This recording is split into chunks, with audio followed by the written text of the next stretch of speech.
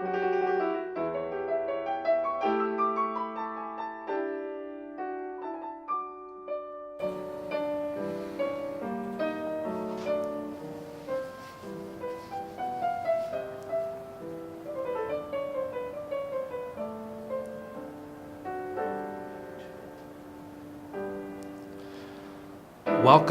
to the Penn Master of Behavioral and Decision Sciences virtual information session.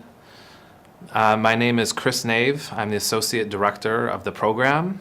I wanted to welcome you. So we'll be talking a little bit about the program this morning. And to get things started, I'm looking to get some information from you. I'm curious about where you're streaming this from. So if you can do me a favor, your first exercise, if you look in the bottom, or if you look in the right side of the YouTube screen, there's a comment box, and you can type in the city, the state, or the country that you're streaming this from. So take a second to introduce where you're coming from.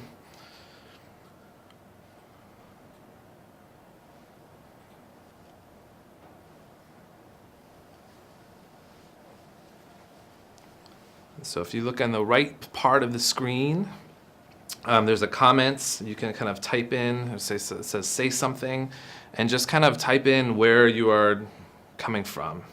There we go. Great. This is my way of seeing who's here and welcoming you. So Michigan and New York and DC and Los Angeles. Wow, good morning to you. Bloomington. From Poland, welcome. From Malaysia and Albuquerque. From Lebanon, welcome. Korea, Wisconsin. India, great. Very happy to have all of you join us. I'll continue to check in and where, so feel free to continue letting me know where you're streaming this from. I'm going to continue with a welcome message from our faculty director, Christina Bicchieri. We have a brief video where she's going to talk a little bit about the program, and then I'll get back into discussing more about the logistics of the program and the direction of what this program is about. So without further ado, let me introduce you to Christina Bicchieri by video.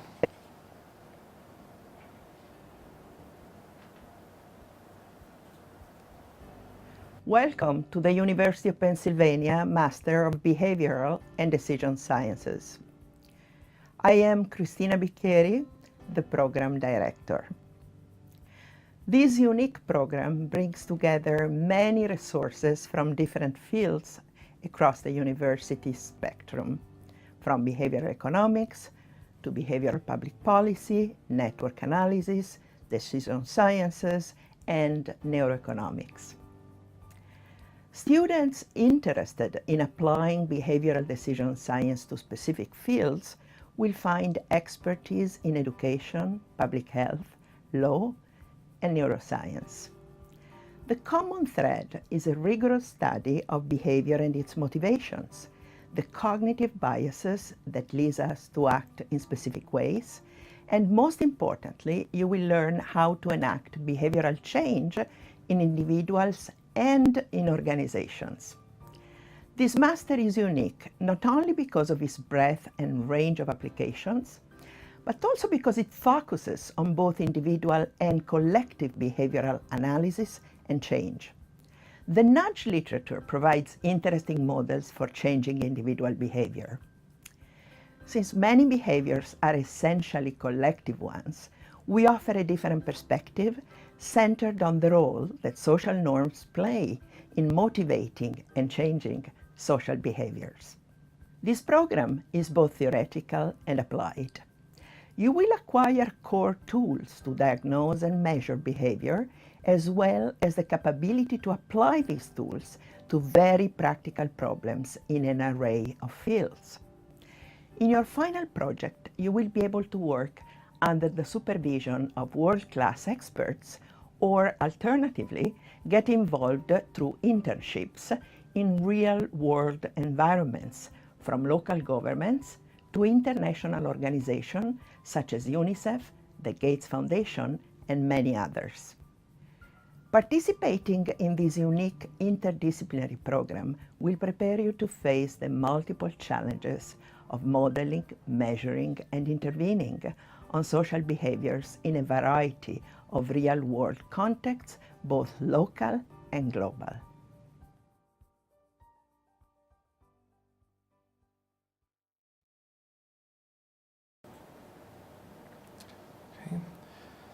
So you heard from Christina Bicchieri, the welcome message, and I'm continuing to get people letting me know where you are streaming this from. So I've seen people say that they've been streaming from Paris, and Pittsburgh, and Richmond, and Mumbai, and Miami, Nigeria, and New Jersey.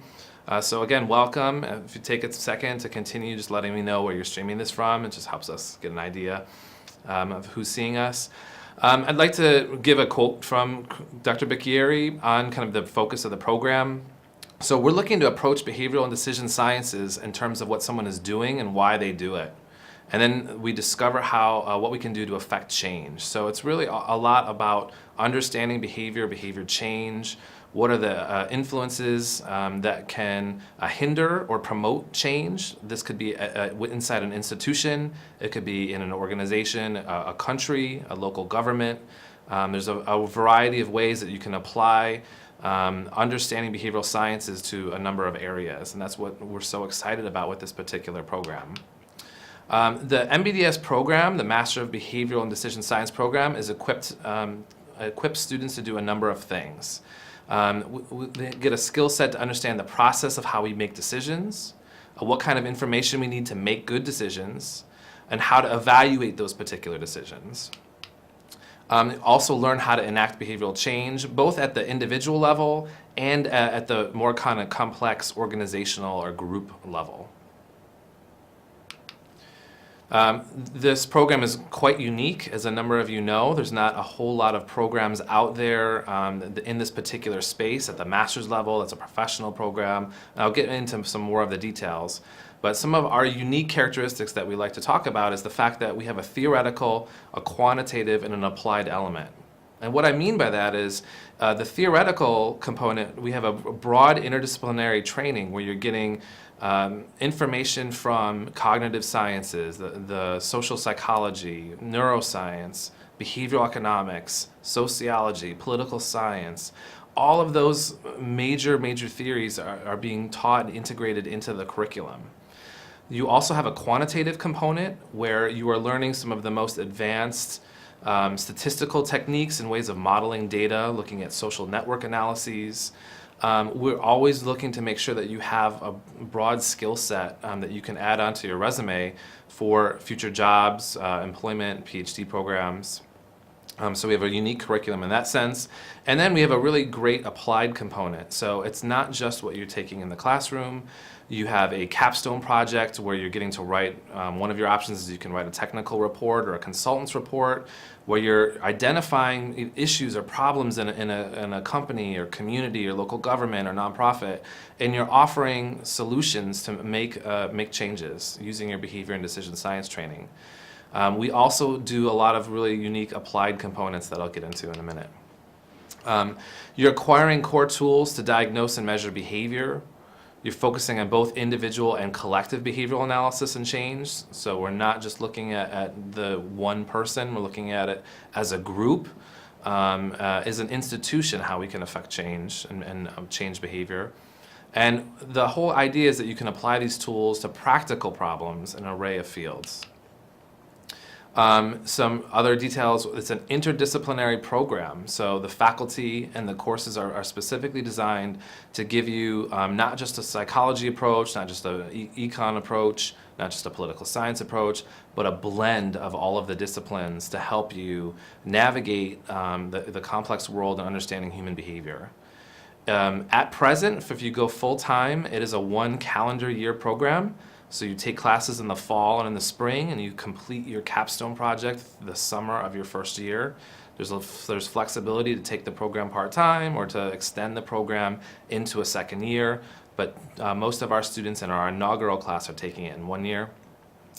And then also, this is a professional program, so it's not a it's not an MS or an MA degree. It's a professional degree where, again, we're really looking to make sure that our students have practical skills quantitative training, theoretical training, applied training that they can bring into the workforce or eventually into a PhD or an MBA program. Our program is housed in the School of Arts and Sciences. It is not within a business school. That's something that, again, that makes us unique. And though we do have close connections with Wharton, that is just one of many paths that our students can take. Another quote from Dr. Bicchieri: that participating in this unique program, it will prepare you for multiple challenges of modeling, measuring, and intervening on social behaviors in a variety of real-world contexts, both at the local level and the global level. So we're very proud of the fact that we have a very large international presence of our students and our faculty. And so, we have, again, a very important global presence in addition to understanding issues at in Philadelphia and in the United States. So breaking down a few of our goals, our curriculum goals, our students, by the time you graduate our program, you should be able to model how individuals and groups make decisions. You should be able to have a better understanding of the behavioral and neural foundations of decision making. You should be able to or be aware of how to design lab and field experiments to test your hypotheses. You'll play around with creating and analyzing computational models of social emergence. You'll begin to look at network analysis to understand how behavior can spread or dissolve. And you can be mentored by faculty who do applied research in fields like social and public policy, education, law, business, medicine, and many, many more areas. This particular program, this area is incredibly timely. As again, many of you know, the behavioral science field and behavioral economics is a rapidly emerging area. So just this year alone, Richard Thaler won the Nobel Prize in economics for his nudge theory. Betsy Paluck won the Genius Grant, the MacArthur Fellowship, for her work on social norms training. I'm highlighting these two in particular because two of our 4 core classes are really in the behavioral economics realm and in social norms and in formal institutions. Those are two, I think, very unique components that all of our students have to take and be aware of.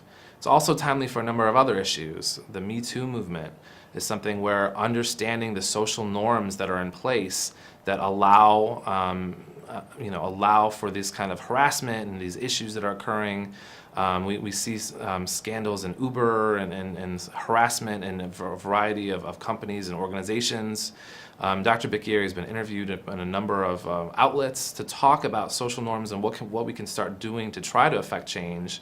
And we have to move beyond just the individual level. So again, very, very timely. If you look at behavioral science and tracking behavioral science and the interest in behavioral economics, it really is exploding. There's a ton of growth and interest, both in industry and on the academic side. Now, let's talk a little bit about the curriculum. Now, we're adjusting the curriculum, so if many of you have visited our website, this is slightly different. If you've talked to me personally, you know that these changes are going to be occurring. We're putting in more of an emphasis on the quantitative side, so we talked to a number of individuals in industry about how we can best equip our students for leaving our program and going into industry, going into a job, and we wanted to build in a quantitative component. So these are the 3 that you've seen already on our website. We have an experimental psychology and behavioral econ class.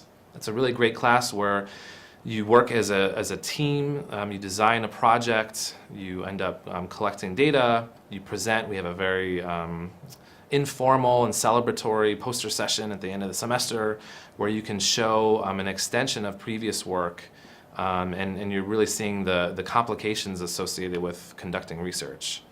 You have our social norms and informal institutions class where you're learning again at the group level how behavior change can occur or be hindered. And then we have a public policy and applications class where you're learning the various ways that behavioral economics, psychology, taking an interdisciplinary approach can affect change. So anything from vaccination rates to looking at nudging, opt-in, opt-out policies. So a variety of topics in public policy are covered in terms of what we are successful at and what we need to be better at. Also, you can choose one of the following as part of your 4th core. So you can take a judgments and decisions class. If you've already had one under your belt, you don't have to take that. You can choose one of the other 2 options. We're really excited to announce that we're going to have a data science and quantitative modeling class. This is going to be done in an interdisciplinary manner. So you're going to learn the various ways that you can model data, not just the way that economists or social psychologists or cognitive psychologists or those in behavioral econ model data. You're going to see the pros and cons of all the different ways that you can model data, the assumptions that we build in to help you make a better decision, to have more diverse tools in your toolbox in terms of how to diagnose and analyze data, how to handle big data as well. We'll have a statistical reasoning in the decision sciences class. That class is being taught exclusively in R, which is great. It's an open source way of analyzing data. It's very powerful and robust. And you have that training again so that when you leave the program, you can say that you have exposure to and that you have a lot of experience in R, using Python in the data science class, using Git, and a number of other tools and techniques that you can use. Qualtrics, Excel. The applied portion, so we're more than just in the classroom. So because this is a residential 1-year program, we really want to get to know all of you. And so we require a few extra things. Number one, we want you to take advantage of the fact that we're an Ivy League institution that brings in a number of really diverse, exciting, cutting-edge speakers. So we require that you go to a number of speakers every semester. We don't tell you where you have to go. So if your interest is primarily in neuroscience or marketing or management or social policy or health behavior and change, you can go to those speaker series or you can try several of them. It's a great way to get introduced to campus, see what's going on, introduce yourself to the speakers or those that are in attendance. That may turn into a capstone. It may turn into future employment by going to these opportunities. We also have, for those of you that come and join us in full time, weekly professional development meetings. So you'd be meeting with me every Friday afternoon from 3:30 to 4:30. We talk about the week. You get to interact with each other and all of your diverse backgrounds. We bring in the career services. We do LinkedIn photo shoots. We talk about how to network. We talk about your elevator pitch. We have already brought in during these professional development meetings some speakers. So we've had people from the Leonard Davis Institute of Health Economics. We've had people from Ideas 42. We are bringing in people from AIG, from Prudential, Merits, and a number of others are going to be coming and interacting with our students. These are leaders in behavioral science and behavioral economics. And they're talking to our students. They're helping them navigate through this really exciting new area. You also have the ability to do internships and research assistant positions that could lead into capstones. It's a great way of, again, getting more exposure, doing more than what just is in the classroom. Just giving a sample of some of the capstone areas or possibilities. Again, there's fairly unlimited options, but we have a number of ties at UNICEF, the Bill and Melinda Gates Foundation, the Penn Social Norms Group that Dr. Bicchieri is the director of, the Think Forward Initiative, which we had students win an award from, the Philadelphia Behavioral Science Initiative, the World Bank, Behavioral Science and Marketing Summit, and a number of other places.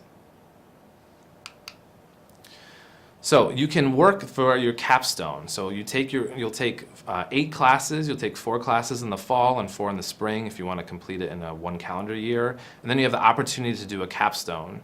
I'm highlighting just a couple of the very many faculty that are affiliated with our program that are excited to help in a number of varieties. So some of these faculty are teaching courses with our program. Some of them are mentoring our students. Some of them are hiring our students to work in their research labs. And so I'm, again, just giving you a sample of those that are actively involved in the program today. We have many more that I could show you, but I wanted to show you a bit about the diverse span. So Professor Tetlock is in Wharton, he's the super forecaster. Guy Grossman is in political science. Damon Santola is in the communications school. Barb Mellers is in psychology and in the Wharton School, and Martha Farah is in charge of the Neuroscience Society and the SCAN certificate. Now, a little bit more information about our students. So this is our inaugural class at present. So they've made it through their first semester. We are seeking applications for our second year of this program. So, here's a little bit of background on who our current students look like. We have 42 students in the program right now. 48% of them are international, and they come from 9 countries. So they're coming from Pakistan and India and China and Sweden and Italy and Peru and Colombia. They represent 16 different undergraduate majors. They're coming from a variety of backgrounds: PPE, psychology, marketing, economics, management, political science, international relations, and a number of others. About 3/4 of our students are enrolled full-time. And we have a really great split where, again, roughly half of our students are coming from industry. So they have been in the field for anywhere from 1 to 5 years. Maybe they're looking to come back into school to kind of solidify and gain some additional skills that could make them more competitive within their current market that they're in or their job that they're in. Or maybe they're looking to pivot into a new area that, their current area that was just not a good fit for them. The remaining are either coming directly out of undergrad, or we have a small contingent of students who are undergrads at Penn who are submatriculating into our program. I just have a couple pictures. This is our inaugural class, sitting on the steps of Cohen Hall. This is a picture from our poster session. So our students worked really, really hard in their 501 class on an experiment. This was actually the winning poster. They won a free lunch from our program. They had to go out and celebrate what an awesome project they did. This is one of our 501 classes, very team group based. There's a lecture component, and then you're interacting. All of our classes have a very nice balance of lecture, kind of an authoritative lecture from somebody that really knows the topic very well, and also a lot of opportunities to discuss the content and the material that you're reading, to interact with it. You're using a lot of message boards, you're posting comments, you're reading each other's comments and discussing them in class. So it's a really great way of again, interacting with the material. It's not just a lecture. Here is a sample of just, again, some of our 42 students, again, from a wide variety of backgrounds. I'm going to introduce you to a few of them and where they're coming from. So again, I just took what I could fit on the screen. There's a number of institutions represented here, anything from Ashoka in India to Howard and Swarthmore and Irvine and NYU, Rutgers, Yale and Emerson, and again, a number of other places. This is my word cloud of the different majors represented in the program. And so, again, the larger the word that you see, that's the more representative major that's in our program. So we do have the most coming from economics and psychology and PPE. We have a large, I would say second place, finance, and then management, and then again coming from a number of other areas like business and sociology and philosophy and communications. Now, again, just to give you a really taste of like what our students are like, where they're coming from, what they're looking to do. Bing Yan comes from the Temple Fox School of Business.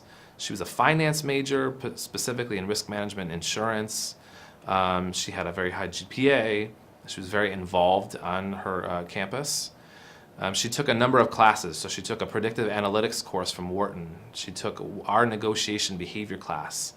The really cool part about our negotiation behavior class is it's modeled after the negotiations class that most business schools offer, but we really get into the theory behind negotiation. So what is the psychological and theories behind how to effectively negotiate a transaction?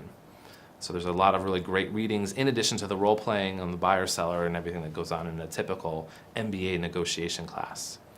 She took a judgments and decisions class with Barb Mellers. And again, another fantastic class. You're getting the opportunity to interact with the material. She gives a fantastic lecture. She took a risk analysis and environmental management class from Wharton, and a public health and communications class out of the Annenberg Communications School. So you're allowed to take a number of classes outside of the School of Arts and Sciences. You can take up to 3, and they can be anywhere on campus. So they can be over at Wharton or Annenberg or the School of Education or Law or CIS and Engineering. You have a lot of flexibility. And we have on our website a number of concentrations. You don't have to declare a concentration to come into our program. That's just going to give you informal guidance on what your goals might be for the particular program. There's so many classes and opportunities here that you would work very closely with me in scheduling the type of class that best fits into your goals. So Bing Yen wanted to take courses that had a quantitative and statistical component, that had a communications component as well. And so we designed her course schedule along those lines. Andres Casas comes from us from Colombia, from Bogota. He got his major, he majored in philosophy and political science. He is a non-traditional student, and he was a principal investigator for the World Values Survey Association. He was currently still a senior researcher for the Corpo and Visionarios, which is a consulting group or like a think tank in Colombia. He's working on this really interesting project with Dr. Bicchieri on corruption and social norms. So they're working very closely with the Vice President of Colombia to look at how to establish trust, how to root out corruption, how to kind of change the social norms when people are not believing in the judiciary, that they believe it's totally corrupt. They're looking at ways that maybe they can affect change and alter the social norms and the beliefs against the judiciary and work towards kind of healing and promoting effective government. He has a very strong interest in public policy. Again, this is what makes us unique. We're not being connected directly to a business school. You can take it in that route, in the public policy route. Some of the classes that Andres has taken or is currently taking, he's taking the Negotiation Behavior, Judgments and Decisions class. He's doing an independent study with Dr. Bicchieri, and he's taking a Trust and Uncertainty class. Tobias Nasgard is coming from Lindenwood. He was a business economics major.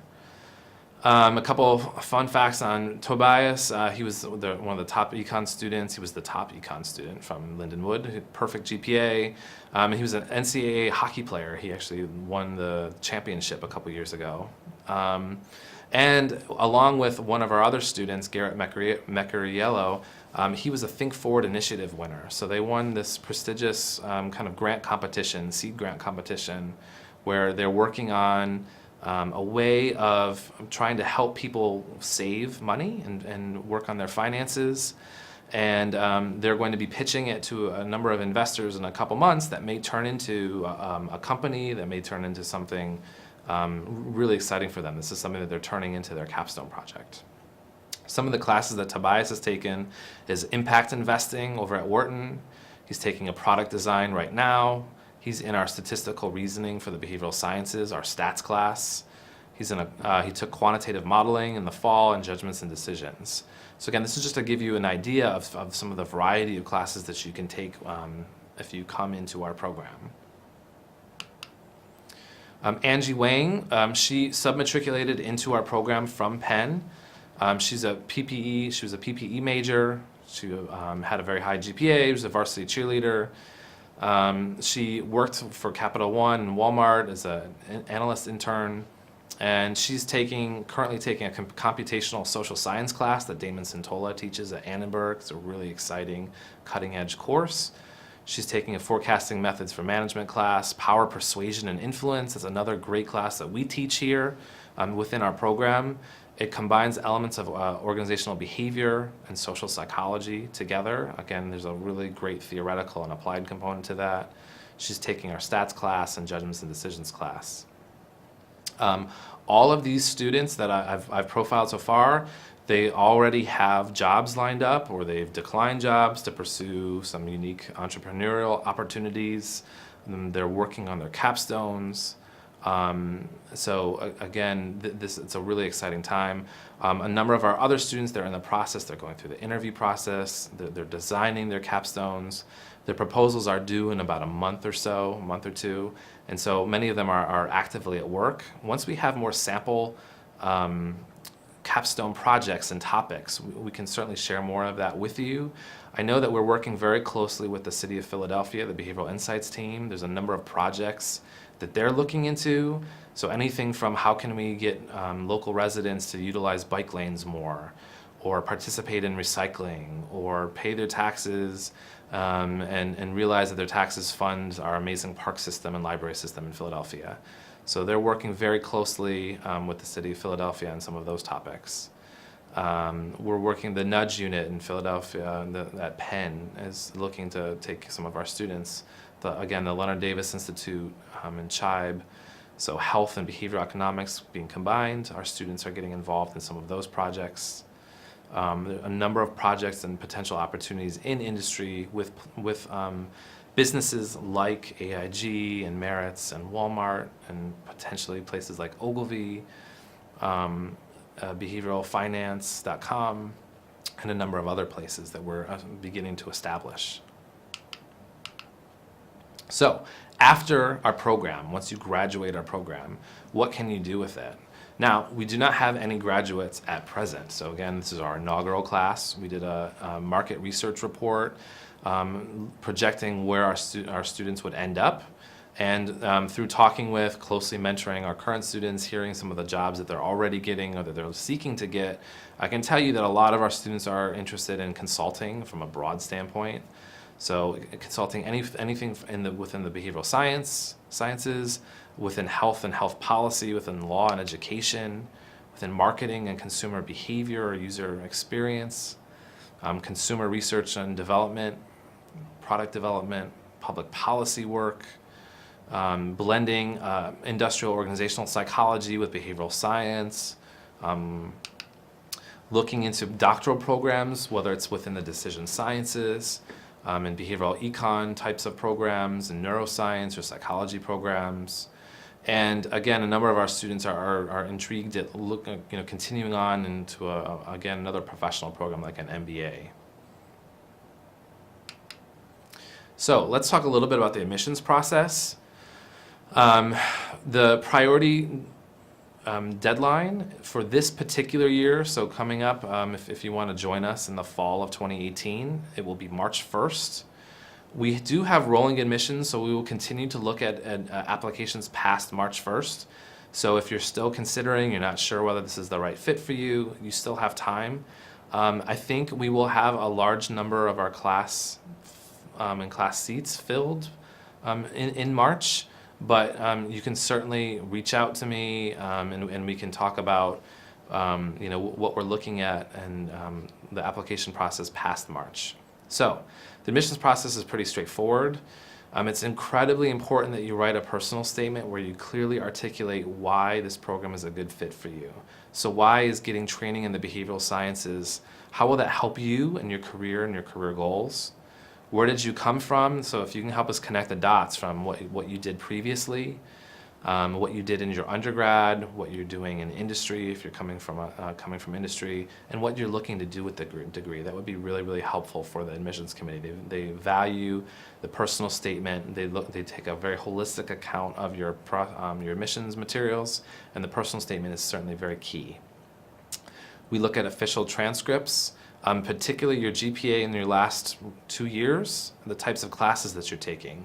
So if you have a 4.0 and you took a lot of photography classes, that's not as impressive as if you had a 3.5 and you took a lot of econ or policy related classes that might be challenging, higher level classes. We look very carefully at your resume. So what kind of skills are you coming into? So again, if you're from industry, if you've been out of school for quite some time, that's great. We're excited to have you join us, and we're looking at what you've been doing since you graduated, what kinds of skills you have, what kinds of skills you're looking to obtain, where you've been working, and how you'd like to advance.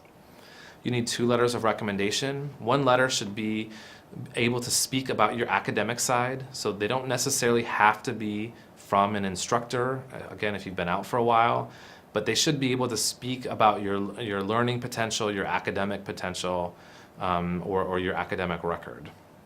The second one, again, it could be academic if you are coming straight out of undergrad, or it can be somebody in industry that can speak to what you've been doing since you graduated. If you're joining us from an international institution from a college that's not primarily English speaking, you may need a TOEFL or WIS certification. I will put a note in about our GREs and GMATs. So we do not require them, and we honestly don't even look at them. So it has nothing to do with the rigor of the program. It has a lot more to do with they don't predict success as a graduate student. There's not a whole lot of evidence that scoring very high in the GREs is predictive of some of the fundamental skills that graduate students have. If you've been in industry for a number of years, making you pay a lot of money to take a test that doesn't have a whole lot of predictability is not very nice. And so that's not something that we require or frankly even look at. If you would like to submit your GREs or GMATs, you can, but know that the admissions committee really honestly doesn't look too closely at them. So you don't need to turn them in. You do not need to take the GREs or GMATs. Again, admissions deadline is March 1st. Now we do require an interview, so you would be speaking with me at some point in the process. It's really meant to be an informal, we're gauging fit, I'm answering any questions that you may have about the program. I like to talk to every single applicant that is applying into the program so that again we can figure out whether or not this is the right path for you, what you're looking to get out of the program. So I will post some information up about how you can reach out to me, reach out to our coordinator so that you can schedule a time, we can follow up and discuss the program in more depth, especially if it's something that you're considering applying to this upcoming calendar year. Okay. So at this point in time, I'm happy to field some questions, especially some general questions about the program. If you have really ultra-specific questions about your background and training, again, you're more than welcome to reach out to me directly and we can schedule a one-on-one. But any general questions that you may have about the program that I can answer or look into that I can follow up with you on, I'd be more than happy to take. We also have up there our address, so our website you can log on to. If you go to the contacts page, you'll find my name and information, my email address. You'll find our administrative coordinator, Ann Brown, her email address. Again, you can reach out to one or both of us to schedule an appointment to speak with me by phone, by video chat, or in person. And again, I'm happy to answer any kind of general questions that you may have about the program as well.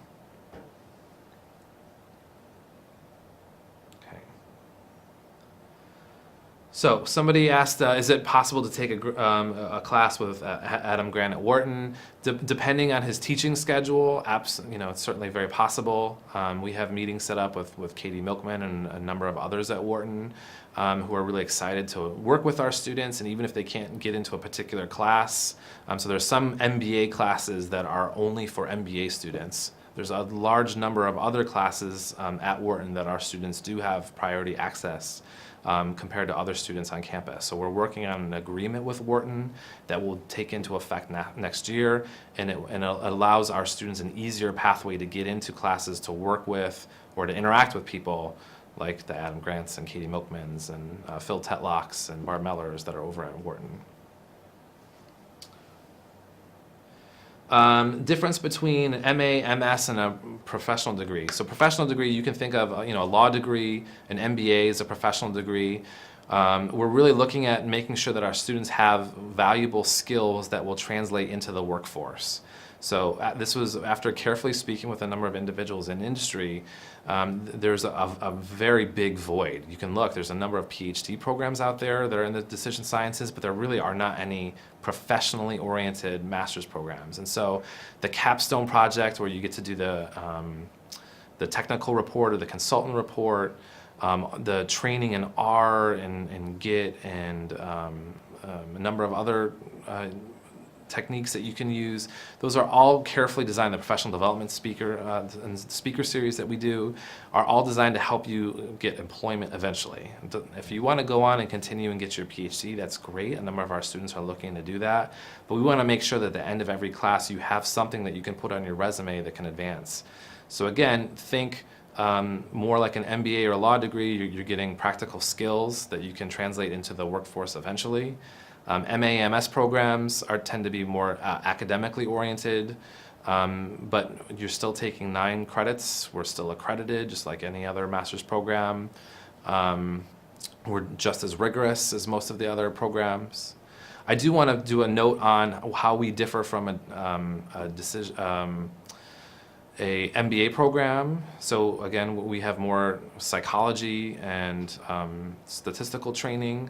We have more theoretical training in our program. If you're looking at more data science type programs, data science programs are really great, but they're almost exclusively quantitatively focused.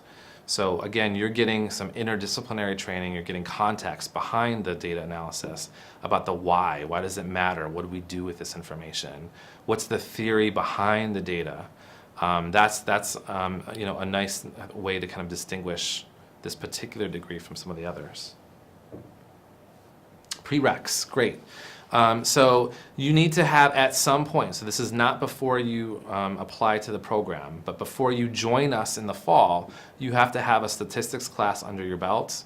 Now it can be a math stats, a business stats course, it can be a social science stats course, it can be a Coursera or an online or a community college stats course, anything that can verify that you have some basic statistical training that will again carry you into the program. We'll also, for those of you that had stats training, but maybe it was a long time ago, we give you a number of links and resources before you start so you can get kind of caught up, brush up on your stats skills before you join us. That's one prereq. Your second prereq is you need to take either a microeconomics course, a game theory course, or a judgments and decisions course. Again, any of those can be taken online. They can be taken at the community college, at Penn. If we look at your transcript and we see that you've taken it, even if it was a number of years ago, that would be okay. Coursera offers these. MIT has a free microeconomics course that you can see. I don't think it gives you a certificate at the end, but it's a great refresher for people that it might have been a while since they're taking it.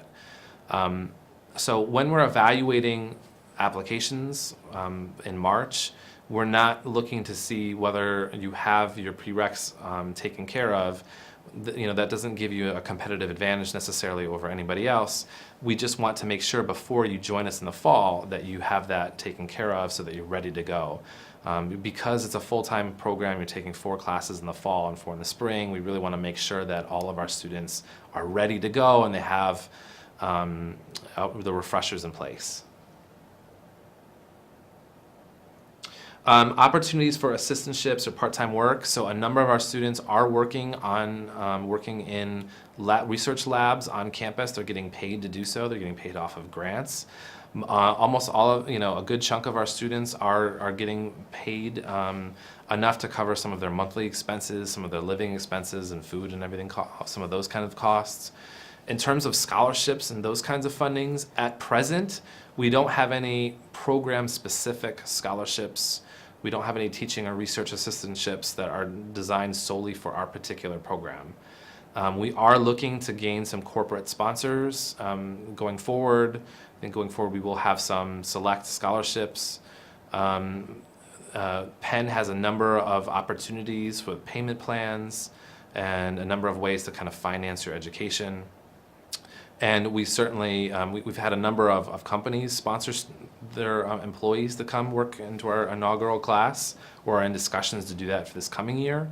We have countries that are sponsoring their students to bring the information and the degree back to their country. So there are a number of ways that you can look into financing this particular degree. GPA. So we don't have a strict GPA cutoff. It is recommended that you have a GPA above 3.0. Most of our students last year, the median GPA was a 3.5. We're not, again, that's just a rough benchmark from our inaugural class. We take a very holistic account. If your GPA is lower, but you performed really well in your last year or two, that's great. If you have a compelling reason why your GPA isn't where it needs to be, or maybe you've taken some graduate classes that show your academic potential, that maybe your undergraduate transcript doesn't show. Those are ways that you can kind of stand out and alleviate any concerns that we may have about your GPA.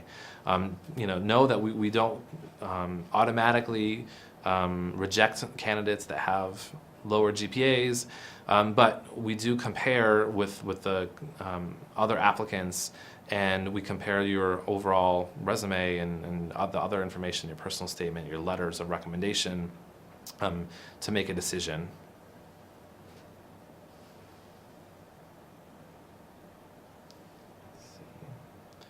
Must have been required to start the program.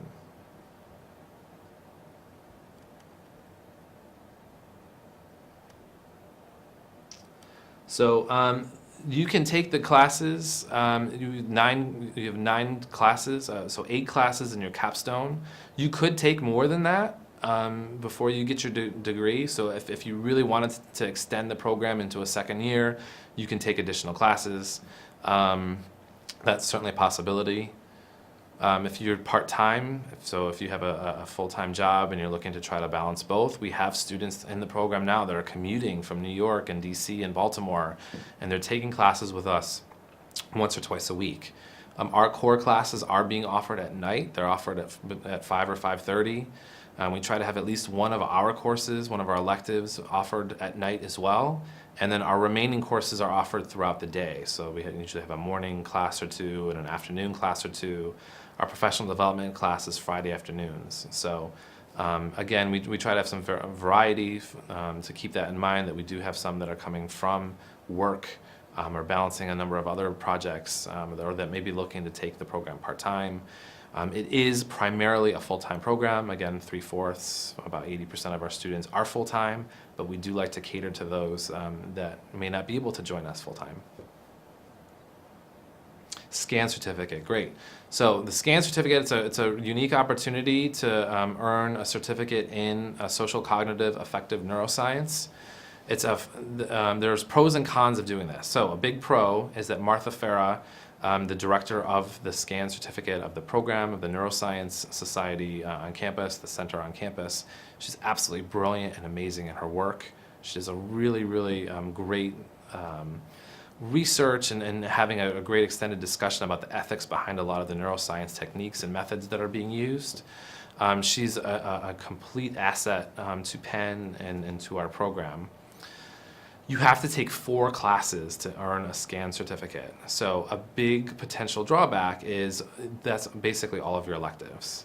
So we're an interdisciplinary master's program, but you're having to take 4 classes that are neuroscience related. 2 of them have to be core classes for them, and you have 2 electives that have to have a neuroscience component, but you can take anywhere on campus. So we do have 4 or 5 students of our 42 that are in the SCAN program at present. They cap it the SCAN program is capped at about 20 students, and they usually take less. So I think this year they had 13 or 14. They're looking primarily for those that are looking to go on to a PhD program in neuroscience, or somebody that can really, really connect the dots for why a SCAN certificate would help them in a specific industry. What a lot of our students are doing is they're taking one neuroscience class with Dr. Farah or somebody else in neuroscience. They're going to the neuroscience talks, they're interacting with people that are in, so that you get some base neuroscience training, but you have the flexibility of being able to take classes at Wharton and Annenberg Communications and a number of other places. Good question about our international students. So this is a STEM eligible master's degree. And so you do have extended time, even though we're a 1-year calendar program, you do have extended time to stay and complete your degree or get some experience with on-campus training, OCTs, or CPT. I'm getting some training on the ins and outs and how that works for our students. We'll be able to kind of update our incoming group. I have a number of our international students who are attending this workshop on Wednesday. to learn more about the various ways. But know that we are STEM eligible, and that students that are coming internationally can stay longer, can take 3 classes every semester, can extend the credits that they're going to take here to be a part of the program longer, to stay in the States longer. Now, being able to get jobs, full-time employment, you tend to have to be sponsored. Our career services does a really great job of providing you information about what companies have sponsored international students for employment. And we also have a large number of companies that are internationally, have a large international presence, that they may have offices in New York, but they also have offices in New York and China and a number of other places. You do, as a Penn student, as an MBDS student, you have access to our career services, which is really world-class, and you have that throughout forever. I mean, you have forever. So even after you graduate, you have access to all the career services materials, the workshops, the information. We have our own LinkedIn page, called, or LinkedIn kind of variant called QuakerNet, where it's all Penn alums talking to each other, helping each other get jobs. You have that, and then you also have more specific behavioral science connections that we're establishing. So again, we have some really interested companies that are looking to work with us, the City of Philadelphia, those that are in finance and consulting that are looking to hire or at least give internship options to our students. Yes, CU stands for course unit, thank you. Sorry, I'm getting too jargony. Possibility of talking to current students.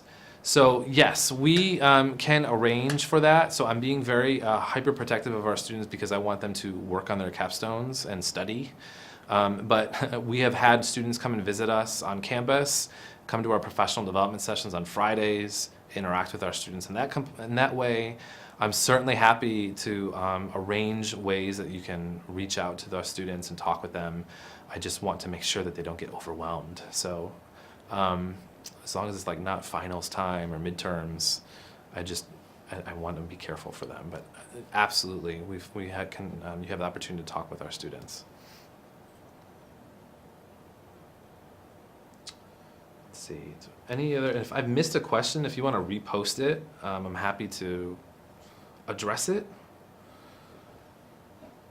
I think this year we're going to be looking for closer to about 50 students. So our cohort is going to be slightly bigger. Again, I think we're going to be in the 75–80% range for full-time students. Again, coming from all over the place. Large international presence, large domestic presence. My guess is roughly split between industry and undergrad, but we don't know yet. The applications are still coming in.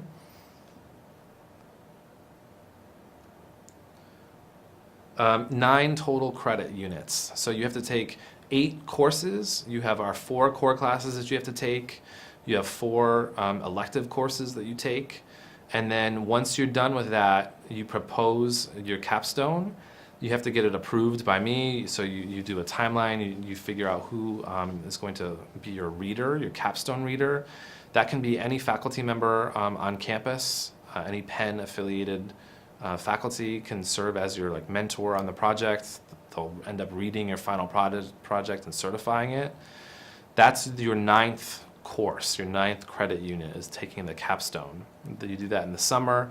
You can do that anywhere. So you don't have to be physically on campus at Penn over the summer to do so. If you already have employment, if you're wanting to go back to your home country, your home state. If you want to do some of our internships, so we do Dr. Bicchieri does some amazing work in India with the Gates Foundation, in Africa, in Mali, in Colombia. You're welcome to do one of our established connections for capstones, or you may be bringing in an idea or an option that we can help work out the details. So that's always something that you can do in the summer, again, not having to be here on campus to fulfill that capstone requirement. International students and scholarships. My sense is that there are not very many scholarship options, particularly for international students that are sponsored. Again, this is something where I would check with your local government or your government in general. I would look for other avenues for funding if you're coming from an agency or a corporate business. They tend to be very interested or intrigued by sponsoring students to come into our program and bringing that knowledge back to a particular country, government, or company. So look into those kinds of options. That would be my recommendation at present. Yeah, good question about changes. So we are changing, so changes for next year compared to this year for our inaugural class. So we are moving some things around in terms of when we're offering our courses. We have that 4th core class that is now built in instead of 3.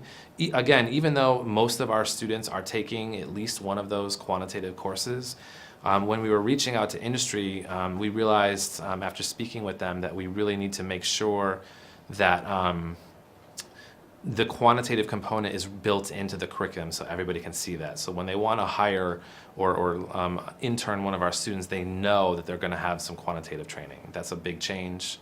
We're making some small changes for our behavioral economics course. We're teaching it in smaller sections, and we're going to break it up so that students that have some experience in behavioral economics and experimental psychology may take the class in the fall to get going on that particular research. And those that it's completely foreign and new to them, we want to kind of ease them into that particular class because it's pretty demanding.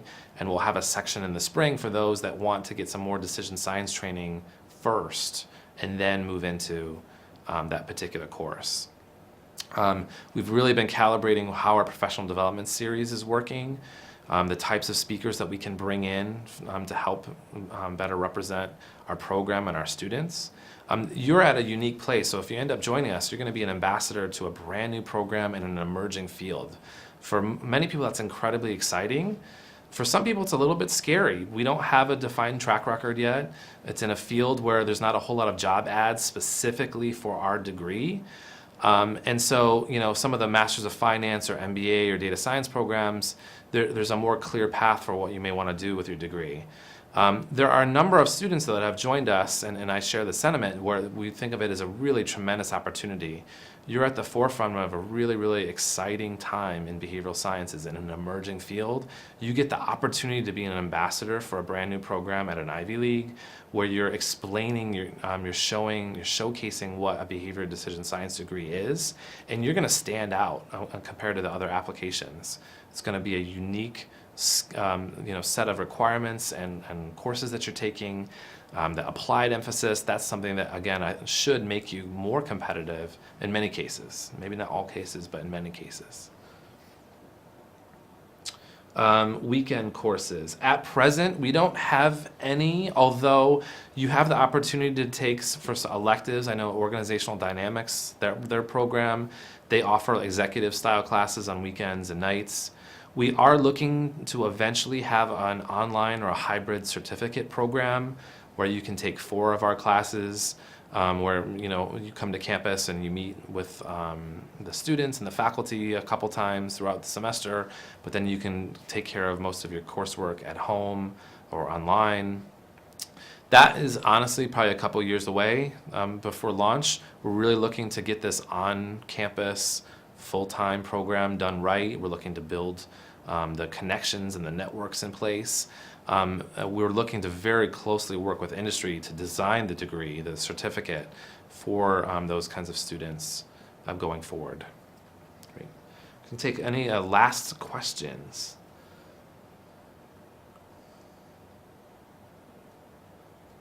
When are applicants notified? So I'm going to convene our our applications committee, admissions committee.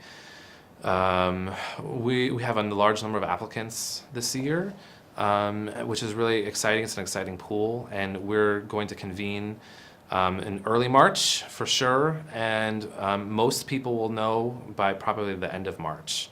So we'll be able to update you on where we're at, what the process is.